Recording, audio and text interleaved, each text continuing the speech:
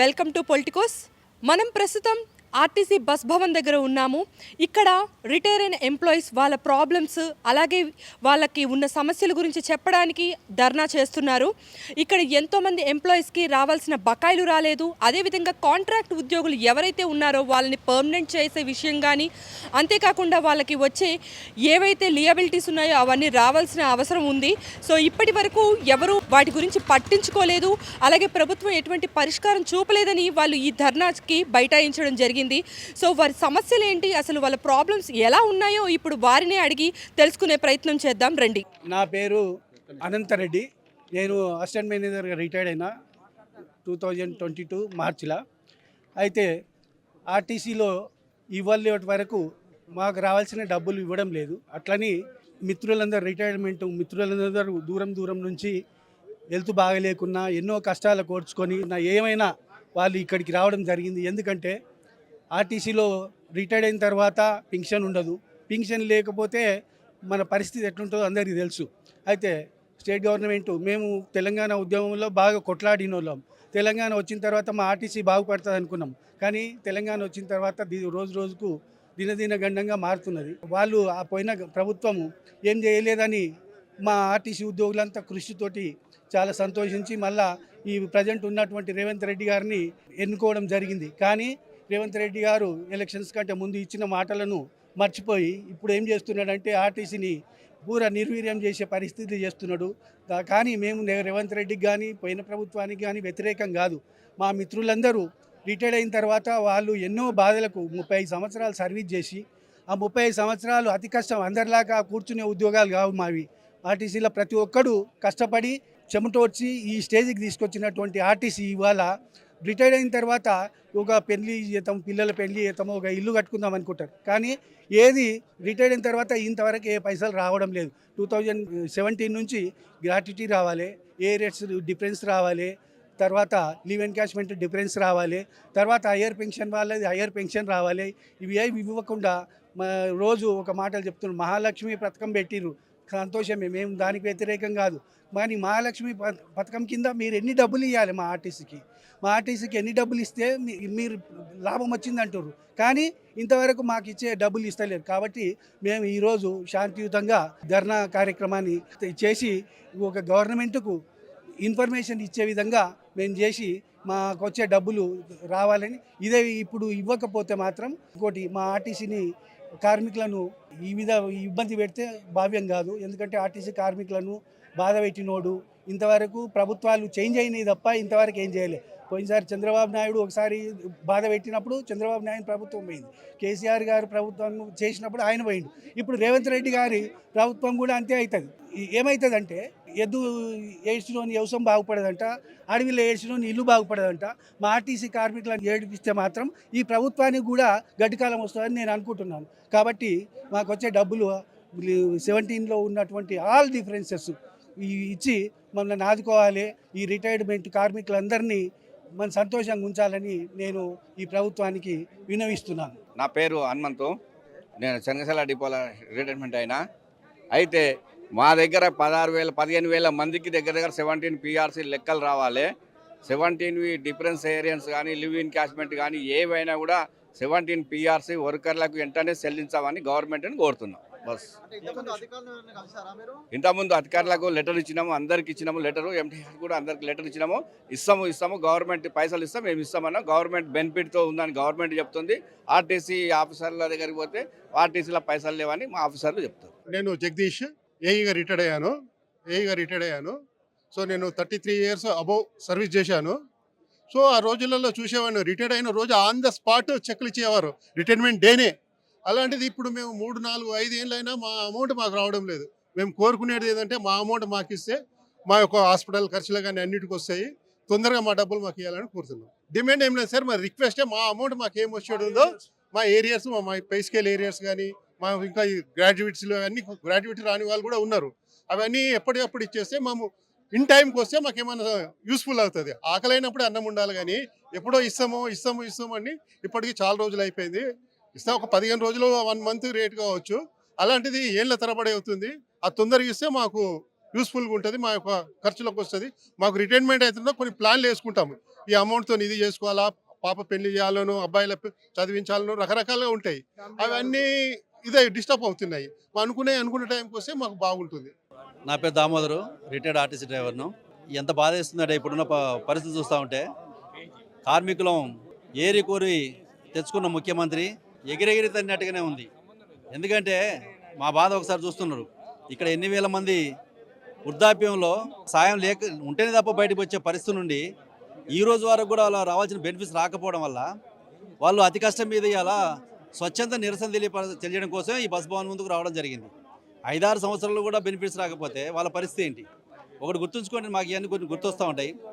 ఒక కుటుంబం పెద్ద కష్టపడి సంపాదించి పిల్లల ఎదుగుదలకు, చదువుల కోసం, పెళ్ళిళ్ళ కోసం రకరకాలు చేసిన తర్వాత వాళ్ళకు పొజిషన్ తర్వాత ఒకరో ఇద్దరో తల్లిదండ్రులు చూడకుండా పోతే వాళ్ళు వృద్ధాశ్యంలో జీవనం కొనసాగించే పరిస్థితి వస్తుంది.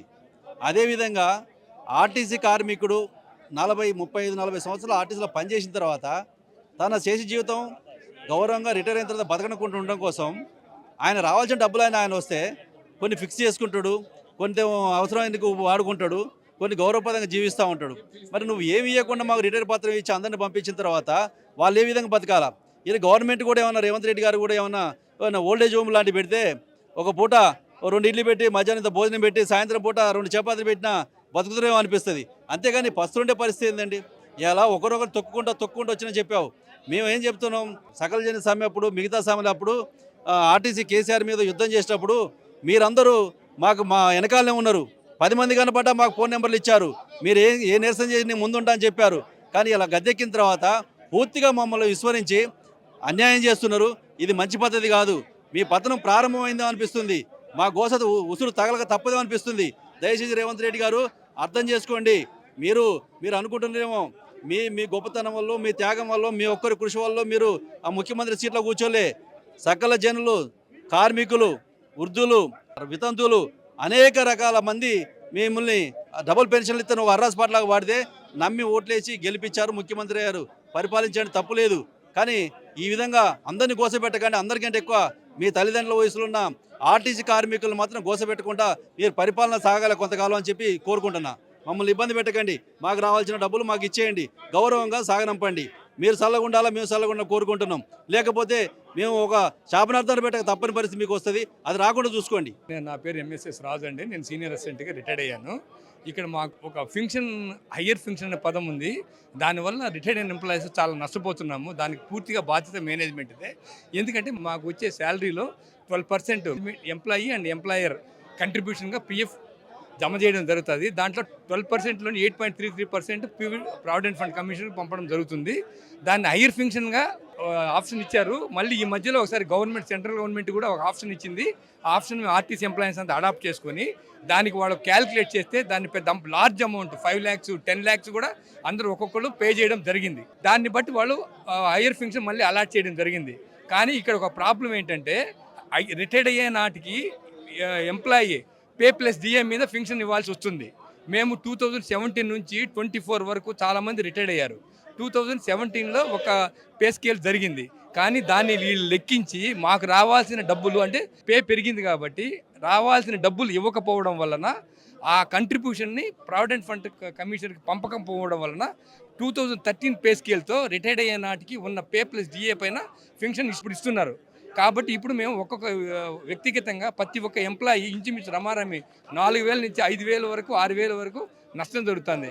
కాబట్టి రివైజ్డ్ పే స్కేల్ని 2017 పే స్కేల్ని రివైజ్ చేసి ఆ బకాయిల్ని తెల్లించి ఎంప్లాయర్ కంట్రిబ్యూషన్ కట్ చేసి దాన్ని ప్రావిడెంట్ ఫండ్ కమిషన్ పంపించి దాన్ని ఇప్పుడు వచ్చున్న పెన్షనర్స్కి అందరికీ దాన్ని రివైజ్ చేస్తే ప్రతి పెన్షనర్కి పెన్షన్ పెరుగుతుంది. అందుకోసమైనా సరే మీరు మా రివైజ్డ్ పెన్షన్కి రావాలంటే మీరు వేజ్ని రివైజ్ చేసి మాకు రావాల్సిన కంట్రిబ్యూషన్ మాకు డబ్బులు ఇచ్చి దాన్ని పంపితే మీకు అందరికీ 60 years దాటిన వ్యక్తులందరికీ న్యాయం చేర్చిన వాళ్ళు అవుతారు. ప్రభుత్వ పెద్దలకి, అంటే ప్రభుత్వ యంత్రాంగానికి తెలియజేయడం ఏంటంటే మీరు మీ ఓట్ల కోసము అన్ని ఉచితాలను ఇస్తున్నారు. మాకు ఉచితాలతో సంబంధం లేదు. మాకు మా ఫండమెంటల్ రైట్ 34 years నుంచి 40 years వరకు సర్వీస్ చేసి మేము బయటకు వచ్చిన తర్వాత మాకు న్యాయబద్ధంగా మాకు ఇవ్వకుండా 60 years దాటిన తర్వాత రోడ్ల మీదకి బిచ్చిగాళ్ళలాగా వచ్చే ఏర్పాటు మీరు చేశారు. కాబట్టి పూర్తి బాధ్యత మీదేని. గవర్నమెంట్ వాళ్ళు ముందుకొచ్చి, ఎందుకంటే మాకు డబ్బులు లేవు, అప్పులు తెచ్చుకున్నామంటే ఉచితాలు ఎవరికి ఇస్తున్నారండి? మాకు ఇస్తున్నారా? మాకు అలాంటివి కాకుండా న్యాయబద్ధంగా రిటైర్డ్ అయిన ఎంప్లాయీస్కి ఇవ్వవలసినవి తూచా తప్పకుండా గౌరవంగా ఇస్తే మీకు బాగుంటుంది, మాకు బాగుంటుంది. ఒకవేళ ఇలా బాధిస్తే మాత్రం మీరు చాలా ఇబ్బందులు పడాల్సి వస్తుంది. దేవుడు క్షమించరండి. నా పేరు సదయ్య సార్. నేను భూపాలపల్లి డిపో నుంచి వచ్చిన సార్. డిప్యూటీ సూపరింటెండెంట్గా 38 సంవత్సరాలు సర్వీస్ చేసిన సార్. నేను మన 2023 అక్టోబర్లో నేను రిటైర్డ్ అయ్యాను. 2015 నుంచి వెళ్ళి పాత బకాయిలు అంతా పేరుకపోయినాయి. ఇప్పటి వరకు కూడా ఇగిస్తాము అగిస్తామని చెప్పేసి కాలయాపన చేసుకుంటూ రిటైర్డ్ ఉద్యోగులను ఉసురు కాక తప్పదు. ఇప్పుడు ట్రాన్స్పోర్ట్ మినిస్టర్ పొన్నం ప్రభాకర్ గారికి, నాగిరెడ్డి గారికి, తర్వాత ఈ మన రేవంత్ రెడ్డి గారికి దయవుంచి మా మీద క్షమించి మా బకాయిలు మాకు వెంటనే చెల్లిస్తే మేము తృప్తిగా ఉంటాం, మీరు కూడా చల్లగా ఉంటారు. రిటైర్ అయిన ఉద్యోగులకు బకాయిలు కనుక చెల్లించని ఎడల తీవ్రంగా చేస్తాం. నా పేరు ఎంఎస్ పాషా. నేను హ్యాజ్ సీనియర్ అసిస్టెంట్గా రిటైర్డ్ అయినా. మంచిర్యాల డిపో నుండి వచ్చాను.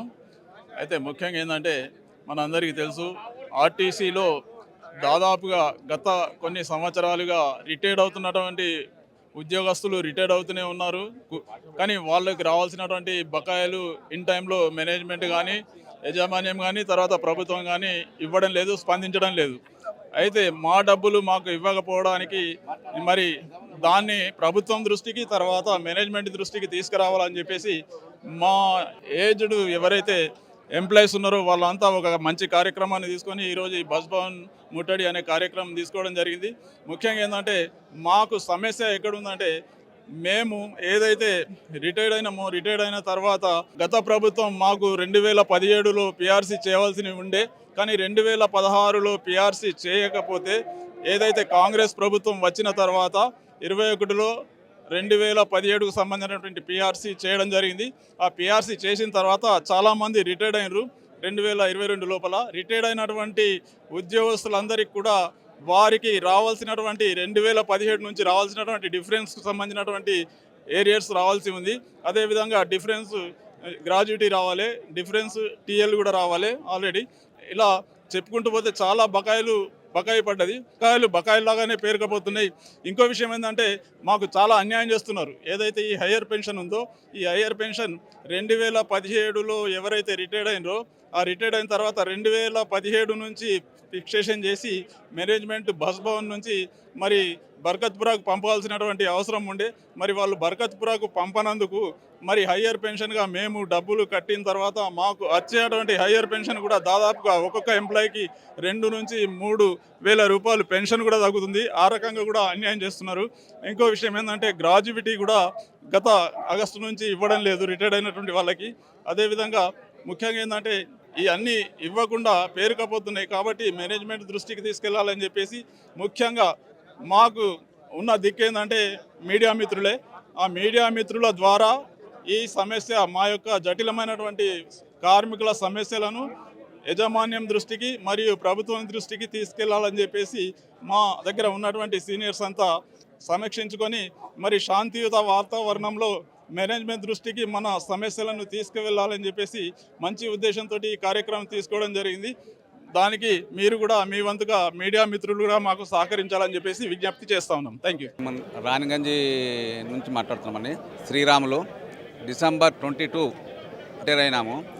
కానీ మా మేనేజ్మెంటు ప్రతిసారి మాకు ఏదైతే రావాల్సిన డబ్బులు ఉన్నాయో 31st రోజే ఇవ్వాల్సిన, ఎవరైనా రిటైర్మెంట్ అయితే ఆ రోజు నుంచే ఇచ్చేది. కానీ రాను మొత్తం దిగజాడు చేసి ఇప్పుడు మాత్రము ఖాళీ పేపర్ మాత్రమే ఇస్తున్నారు. అప్పుడు మాకు కూడా పేపర్ మాత్రం ఇచ్చి అది కూడా 6 నెలలు అయింది. 6 నెలల నుంచి మళ్ళీ సంవత్సరం అయింది. సంవత్సరం నుంచి ఇంకా 2 ఏళ్ళ దగ్గర నుంచి ఇప్పుడు ఇది 3వ సంవత్సరం కూడా దాటింది. మా డబ్బులు ఇంకా పూర్తిగా రావడానికి చాలా ఆయాసపడుతున్నాయి. ఏమనంటే బడ్జెట్ లేదంటారు. చేయనీకి కూడా ఎంప్లాయీస్ కూడా తక్కువ ఉన్నారని చెప్తారు. కానీ అది ఏది మాకు ఇంత తోచగా సహనం నశించి ఈరోజు ఈ ప్రోగ్రాం పెట్టుకోదలుచుకున్నాను. కాబట్టి దీన్ని ఈ యొక్క మీడియా తరపున, మీ తరపున ఈ యొక్క మేనేజ్మెంట్కు ఈ యొక్క వార్త పోయే విధంగా మీరు సహాయపడతారని చెప్పి మేము కూడా మీకు ధన్యవాదాలు తెలుపుతున్నాం. నా పేరు జేపీ రావు అంటే పాపారావు. నేను సూర్యాపేట డిపో నుంచి వచ్చాను. నేను 2023 డిసెంబర్లో రిటైర్డ్ అయ్యాను. అప్పటి నుంచి మొన్నటి వరకు కొంత అమౌంట్ రాలేదు. 2017 పిఆర్సీ ఆన్ డ్యూటీలో ఉన్న వాళ్ళకు పిఆర్సీ మాత్రం ఇచ్చారు. రిటైర్డ్ అయిన వాళ్ళకు 2017 పిఆర్సీ లేదు, 21 పిఆర్సీ లేదు. గత ప్రభుత్వం చేసిన మోసాలు ఏదైతే ఉన్నదో ఎప్పుడైనా ఉద్యోగి రిటైర్డ్ అయిన తర్వాత రిటైర్మెంట్ రోజే పిఎఫ్ గ్రాడ్యుటీ రెండు చెక్ ఇచ్చేది. అమౌంట్ ఎంత అవుతుందో టోటల్ అమౌంట్ గత ప్రభుత్వం చేసిన మోసానికి ఇప్పుడు ఏం లేదు. ఒక 3 ఫీట్ల వెడల్పు 2 ఫీట్ల ఎత్తుతోటి ఒక బొకేలు ప్లాట్ఫారం మీద అమ్మే ప్లాస్టిక్ గ్లాసులు చిప్పలు అన్నం తినడానికి ఏదో టిఫిన్ ప్లేట్లని ఆ ఒక్కటే ఇస్తున్నారు తప్ప ₹1 కూడా రిటైర్మెంట్ వాళ్ళకి ఇవ్వట్లేదు. గత ప్రభుత్వం తెలంగాణ ఉద్యమంలో కూడా పోరాటం చేసిన ప్రతి ఉద్యమానికి మేమే నిలబడ్డాం, జైల్లో పోయినాం, అన్ని రకాలుగా ఇబ్బందులు పడ్డాం. ప్రతి ఒక్క ఉద్యోగికి కూడా గత ప్రభుత్వం ఏదైతుందో ప్రతి ఒక్క ఉద్యోగికి కూడా పిఆర్సీ ఇచ్చింది. ఆ స్ట్రైక్ చేసినన్ని రోజులు ఉద్యమం చేసినన్ని రోజులు జీతాలు ఇచ్చింది. ఒక ఆర్టీసీ వాళ్ళకు మాత్రం అన్యాయం చేసింది. అదే ఉద్యమంలో మేము పాల్గొనకపోతే తెలంగాణ ఉద్యమం వచ్చేదా? ఒకసారి గుండె మీద చేసుకొని మాట్లాడాలి కేసీఆర్ గారు, ఈ రేవంత్ రెడ్డి గారు కూడా, ముఖ్యమంత్రి గారు కూడా ఒకసారి ఆలోచన చేసుకోవాలి. మేము ఉద్యమంలో పాల్గొనకపోతే తెలంగాణ ఉద్యమం వచ్చేదా అనేది ఆలోచించుకోవాలి. అటువంటి ఉద్యమం చేసిన మేము రిటైర్మెంట్ అయిన రోజు మాకు రావాల్సిన బెనిఫిట్స్ ఏమి ఇవ్వకుండా కాలయాపన చేసుకుంటూ చేసిన మోసానికి ఇప్పుడు ఏం లేదు. అప్పటికి కూడా తెలంగాణ ఉద్యమం వచ్చిన తర్వాత కూడా వారం రోజులు మేము స్ట్రైక్ చేస్తే ఆంధ్రప్రదేశ్లో ఉన్న చంద్రబాబు నాయుడు 42% పిఆర్సీ చేస్తే ఈయన 43% పిఆర్సీ చేసిండు. ఆ జీతాల తర్వాత 2013 జీతాల తర్వాత ఇప్పటి వరకు మాకు ఇప్పటి వరకు కూడా పిఆర్సీ లేదు. అన్ని కులాలకు యూనియన్లు ఉంటాయి, అన్ని సంఘాలకు యూనియన్లు ఉంటాయి, అన్ని విధాల వాళ్ళకు కూడా విలేజ్లో కూడా కుల సంఘాలని పెట్టుకొని ఉన్నారు. కానీ ఈ ఆర్టీసీ ఉద్యమకారులకు మాత్రం యూనియన్ లేకుండా చేసిన ఘనత కేసీఆర్కే దక్కుతుంది.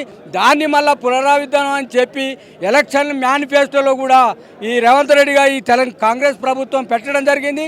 దాన్ని విస్మరిస్తున్నారు. ఇంకా కూడా దాన్ని విస్మరించకుండా వెంటనే యూనియన్లు స్థాపించాలని కోరుకుంటూ బకాయిలను వెంటనే చెల్లించాలని కోరుకుంటూ మీరు మేనిఫెస్టోలో పెట్టిన బకాయిలు మీరు పెట్టిన మేనిఫెస్టోలో పెట్టిన దాన్నే ఇవ్వాలని కోరుకుంటూ మేమంతా శాంతియుతంగా ఇక్కడికి రావటం, మీకు మెమోరాండం ఇవ్వటం జరుగుతుంది. గత ఎండీ గారు చేసిన మోసాలకు మా సమస్యలను మేనేజ్మెంట్ దాకా తీసుకురాలేదని తెలిసింది. ఇప్పటికైనా ఇప్పుడున్న ఎండీ గారు మా సమస్యలను మేనేజ్మెంట్ దగ్గరికి తీసుకుపోయి సమస్యలను పరిష్కరించి మాకు ఈ జీవితాలను ప్రభుత్వం ఏదైతే ఉన్నదో ఉచిత పథకాలు ఎన్నో సమర్థిస్తున్నాయి. అయ్యా రేవంత్ రెడ్డి గారు మీకు దండం పెట్టి ప్రార్థిస్తున్నాం. లేని వాళ్లకు విలేజ్లో ప్రతి కార్మికునికి కూడా విలేజ్ ₹2,000 పెన్షన్ ఇస్తున్నావు. మేము 32 సంవత్సరాలు మేము చేసి కూడా ₹2 కూడా మాకు ఏమి పెన్షన్ కూడా రాకుండా ఉన్నది. మా బాధను అర్థం చేసుకోండి. మాకు రావాల్సిన పెన్షన్ మాకు ఇవ్వండి, మాకు రావాల్సిన పైసలు మాకు ఇవ్వండి. మాకు అన్ని విధాల సహాయ సహకారాలు కోరాలని కోరుకుంటూ గత ప్రభుత్వం చేసిన మోసాలకే వాళ్ళను అణగదొక్కి కాంగ్రెస్ ప్రభుత్వం అయితే మాకు మేలు చేస్తుందనే ఉద్దేశంతో మీ వెంట ఉండి మేము నడిపించినాం. గెలుపుకు మేము ప్రధాన పాత్ర పోషించినాం. అయినా కూడా మీరు కనికరిస్తలేరు నాయన. దయచేసి దండం పెడుతున్నాం. మళ్ళొకసారి మీరు మా సమస్యలను పరిష్కరించి మాకు న్యాయం చేసి మాకు రావాల్సిన బకాయిలు మొత్తం వెంబడి చెల్లించాలని కోరుకుంటూ సెలవు తీసుకుంటున్నాను. చూశారు కదండి, ఇవి ఆర్టీసీ ఎంప్లాయీస్ యొక్క ప్రాబ్లమ్స్. అదే కాకుండా వాళ్ళ బకాయిలు సత్వరమే పరిష్కరించాలని, తర్వాత కాంట్రాక్ట్ ఎంప్లాయీస్ ఎవరైతే ఉన్నారో వాళ్ళని వెంటనే పర్మనెంట్ చేయాలి, అదేవిధంగా రెగ్యులరైజేషన్ కూడా తొందరగా అవ్వాలి. వీటన్నిటికీ ప్రభుత్వం సత్వరమే పరిష్కారం చూపాలని మనం కోరుకుందాం. కెమెరామ్యాన్ శేఖర్తో Politikos Lakshmi Rajaraju. Please subscribe to the channel and download the Politicos app from the links in the description.